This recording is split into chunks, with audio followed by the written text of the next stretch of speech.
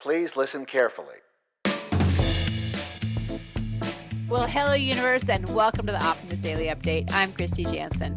And I'm Summers McKay. And we're part of the team behind the Optimist Daily, making solutions the news. We bring you reader-funded solutions news every day in order to change the tenor of news media, the social media, and the direction of your day to help make it one focused on solutions. 7 days a week, we publish positive news stories written by award-winning journalists and delivered online to your inbox and through our social channels. And also, we are sharing these solutions in a commute-worthy, walk-worthy, home office-worthy, getting rid of cat litter-worthy podcast. Today is TGIF Friday, the 22nd of October, 2021. Kristy, I got to tell you, I'm loopy today. I'm literally loopy. Me too. Might have been I don't know what it is, but I feel a bit lightheaded. Yep. We had a full moon, right? We had a big old full moon the other night. We have Halloween coming up. I don't know about you, but I just had all of my groceries delivered with our Halloween giveaway candy because I realized normally I wait until basically the day of Halloween and then there's no candy left in the store and I'm handing out Smarties. Those are my favorites, by the way. For real? For real, I love Smarties. Like even when you were little, you liked them? Always. I was never a chocolate eater when I was a kid. I loved the sour tart. Oh my gosh. Well, I didn't mean to make fun of your Smartie eating. And that's probably why you are such a Smartie. All right, let's talk about weekend plans here, lady. Do you got anything good going on? My mind is blank. You're like, Summers, it's still a pandemic. I live in California, and fortunately, there's no forest fires. No, well, yeah, fortunately, the Alisal fire is now 99% contained, and it's not affecting us anymore. And hopefully, we won't get any more. I know that it's starting to rain up north in Northern California, and they're projecting that there will be some rain coming our way, and that's so good. We need it badly right now. Yeah. But after firestorms, and you get rain, you get landslides, it's just a mess. So hopefully it'll be positive. This does not sound like the Optimist Daily. I am planning to stay as calm as I can over the weekend. Oh, I know what I'm going to do. I'm going to have a watch party for Dune. Ooh, all right. I'm excited about that. That sounds fun. What does a watch party entail for those who don't know?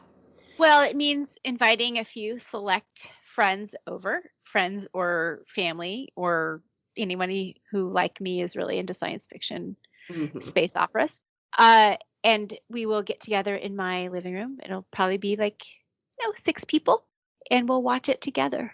So you're doing an in-person watch party, not one of the Netflix, all on the app together watch parties. No, I want to do it. I love it. I miss people. I miss doing things with people. And now that I feel like I'm starting to go back to relating with certain key people who are carefully curated. Building a smaller and carefully curated tribe. I like it. I started physical therapy this past week, and basically from the birth of my daughter, I had some diastasis recti, which is that abdominal weakening. So I started physical therapy, and the very first thing that my physical therapist is having me do will make you laugh, but deep breathing. So it sounds so silly, but I have apparently lots of scar tissue from all the different surgeries that were required to safely bring my daughter to this world. And so I have been tasked with literally an hour of deep breathing a day. So that is going to be what I'm looking forward to this weekend because my husband will be back in town and can play with the baby. I won't have work, and I'm going to do some deep breathing intensives to start working on expanding my lungs and some core access. So between that and I don't know, we might, fingers crossed, as long as nobody gets sick again, we might even make it to a pumpkin patch with the baby. Wow, that'd be cool. And it sounds like your kittens are having lots to say about your deep breathing practice in the background. So I think knowing the article that you've chosen to highlight today, I think you should leave them in the room. So yes, Kristy, in fact, you do hear a lot of kitten meowing right now. And this is not for lack of intent. In fact, we're doing this on purpose because the story that I am picking on this October 22nd, the Halloween month, in honor of my 2 little black kittens and the orange and brown cat that live in my house, is a headline that I love. Eco-friendly ways to deal with your cat's kitty litter. And now, yesterday we talked about dog waste, so we had to throw some love to our cat owners too. Yeah. Now, Kristy's asked me to be somewhat brief in describing this article because while the odds of even 100, maybe, I don't know, like let's just say 50% of the listeners of Optimist Daily Update are also crazy cat ladies or likewise cat owners, probably even 50% of those aren't super excited to learn about eco-conscious ways of cat litter or just don't want to spend a lot of time on it. So I'm going to just like get to the meat of the story, which is sort of a gross analogy, but I'm just going to get to it, right? So the simple fact is cat waste and cat litter is actually highly toxic, right? Like cat's poop has a parasite in it called Toxoplasmosis gondii, or it could, that is not set up for our wastewater systems and is not particularly well composted. So it turns out, believe it or not, guys, the best thing to do for most of us with cat poop is to throw it away. Now, there are good ways to throw it away, right? And there are bad ways to throw it away. First and foremost, we're going to talk about cat litter. Ditch the clay litter. I think most everybody who's listening to the Optimist Daily Update probably knows I use a pine-based litter that's recycled pine. I'm looking into recycled news, but you can also use grass seed, coconut shreds, wheat. There's pine cobble that I use, also a corn waste. These are biodegradable cat litters. And all you're going to do is find a biodegradable cat litter, biodegradable poop bags that you are probably using for your dog if you are like me and have both animals in your house. And you're going to scoop the solid waste into the biodegradable bag, throw it away, and then when it's time to change the litter, you can wrap all of the litter in newspaper, or, as we do, simply dump the whole thing in your trash can and don't bag it, right? Don't bag these biodegradable cat litters because then you make them not biodegradable unless they're using a great big biodegradable trash bag. Dump the litter in your trash can, scoop the poop into biodegradable bags, and say farewell to kitty cat poop. Yeah, because I mean, I'm glad you kept it a little bit brief because I think it's about 20% of people in our English speaking audience might have a cat. Well, I make up for the other 80%. No, and so one other tip, and I know that there will be some people who are super into composting. There are effective ways of composting your cat litter. If you want to go onto the article, there is more detail to get out of there. It's just that composting your cat litter requires a few extra steps that, you know, most busy cat lady moms don't have time for. But for those of you who do have time, there is lots more to learn on the story today. And you can do all of this while listening to your daily episode of the Optimist Daily Update. Kristy, now that we're done with the poop, well, should we get on to something new? We should. I think it's cool that we have the articles the last couple days about how to deal with dog waste, how to deal with cat waste, because it just feels like so many more people, even than before, have got a pet now. Yeah. And that kind of pet. Not to mention the fish that we all have now, or the whatever other kinds of pets you may end up with. 57% of U.S. households have pets. Well, and right? I think 85 million families own a pet, right? That was before the COVID experience. I feel like it has to have gone up. Well, okay, here. I'm going to look. That's all from right. 2019. So it does appear that there has been an increase in pet ownership. You're right, that quote was from 2019. And it looks like that, I don't have the number right now, so maybe we'll follow up on pet ownership and the increases in pet ownership in Monday's Optimist Daily. But whether you have a pet or not, we all are human beings and we all get something out of music, I think. Even music haters really actually like music. Or at least we respond to it.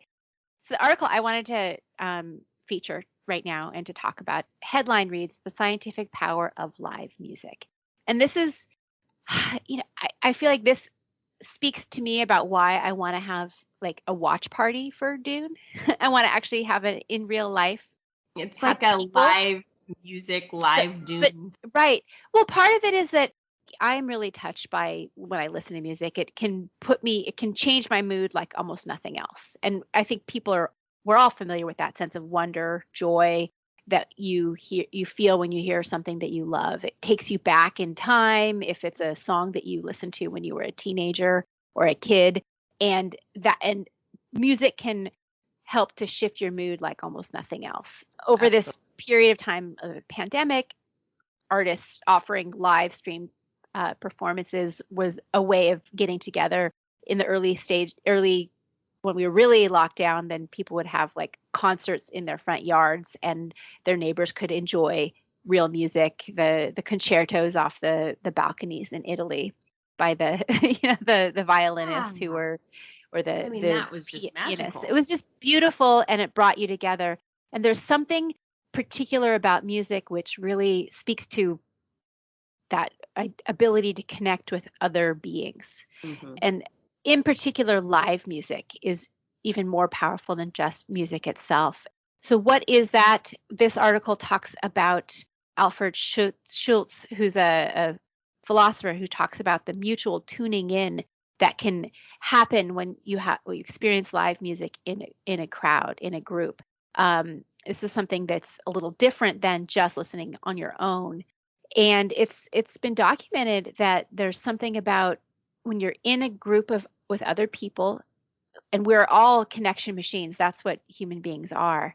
There's something about tuning in to a shared experience that helps us. It regulates us, and we all get into the same mood more quickly when we're together. Whether it's fast music or slow music, happy or sad, that tone can spread. Mm-hmm. And they've done research about like babies who are bounced in time to music with an adult. They feel more in tune with that adult after. They express more altruistic behavior towards that person after they've had that shared experience. If you have kids together and you sing a song when you're cleaning up, it creates the sense of cohesion.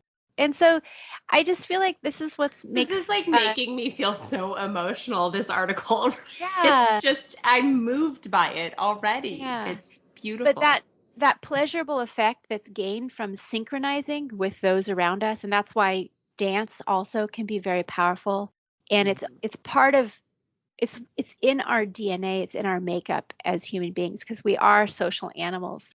I mean, if you think about it, every human society has some musical tradition that is done in a group, whether it's singing or dancing or drumming or just moving and being together.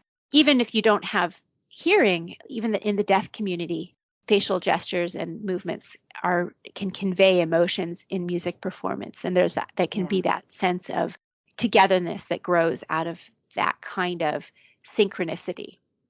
So I just think as we get back to doing things with other people, we have to put music in and dance. And to put music back into the fold. Yeah, for sure.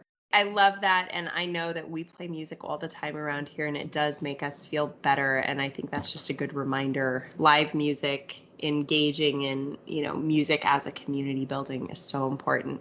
We've got some other really great stories on the Optimist Daily today for this TGIF version. So some of the headlines include a study, algae can resurrect tadpole brain cells. FDA takes steps to authorize over-the-counter hearing aids. California grants leatherback sea turtles further protection. A crisis alert app provides crucial information to the residents of Kabul. And there's 5 strategies to cope with work-induced anxiety. What else, Kristy? Well, we have an article giving parents 4 tips on 4 things they should know about RSV infections this year. It's another virus which is making its rounds as kids go back to school. We have an article about 5 healthy cooking oils for the plant-based chef if you don't want to use butter. And an article about a world record which has been broken for the coldest temperature ever recorded. And now that is a lab temperature cold, but it's a really interesting discussion about super cold and what that means and how we can experience that. And that's from one of our newer writers who's going to be taking up the science beat. So that go check it out on theoptimistdaily.com. And thanks everybody for listening to the Optimist Daily Update. Happy Friday. We promise to keep sharing these positive solution-based stories over the weekend and come back on Monday for more. As always, we promise to continue to share positive solution-based stories with ideas on how you can participate in this changing world and ensure it is changed for the good. We promise to cover the current events with accuracy, legitimate sources, and offer you offer you the information needed most to chart new paths for all of us, including information about what to do with your pet waste. Consider becoming an emissary if you like these stories, if you like this podcast, if you like solutions-focused journalism and positive mindsets. If that's your jam, help us keep the Optimist Daily free for all who need it, supported by those who can, for as little as $5 a month. Thanks everybody for listening. Have a fantastic weekend, and we will talk to you on Monday.